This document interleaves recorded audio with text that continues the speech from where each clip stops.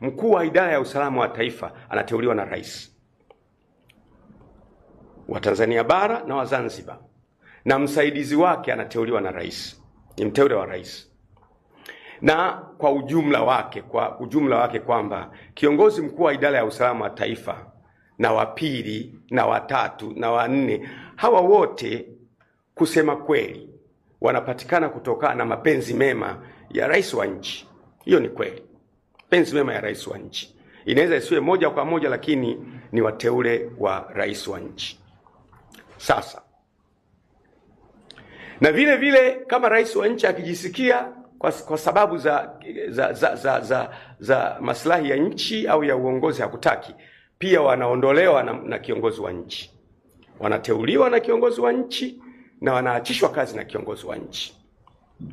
Vile vile kwenye jeshi la polisi, mkuu wa jeshi la polisi IGP naye vile vile anateuliwa na mkuu wa nchi, lakini pia anaondolewa na mkuu wa nchi. Vile vile magereza, mkuu wa jeshi la magereza pia na yeye anateuliwa na mkuu wa nchi na anaondolewa na mkuu wa nchi. Vile vile na jeshi la wananchi CDF, na yeye vile vile mkuu wa jeshi la wananchi anateuliwa na rais na anaondolewa na rais. Kwa rais akiona vyovyote vile anaweza kumuondoa wakati wowote. Kwa mfano, huyu mkurugenzi mkuu wa idara ya usalama wa taifa akaona liko jambo ambalo ama mheshimiwa rais ama mamlaka za nchi zinafanya kinyume na uzalendo wa Kitanzania, halafu akashauri, bwana, mimi kama mkuu wa idara ya usalama wa taifa ninaona kwamba hili jambo linahatarisha usalama wa nchi, liachwe. Anafukuzwa kazi.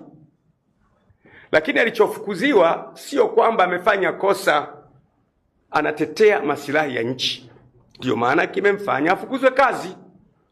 Kwa hiyo tukifanikiwa kuwalinda hawa wakuu wa vyombo wasifukuzwe hivi hivi kirahisi, watakuwa na uwezo wa kuisimamia nchi yetu vizuri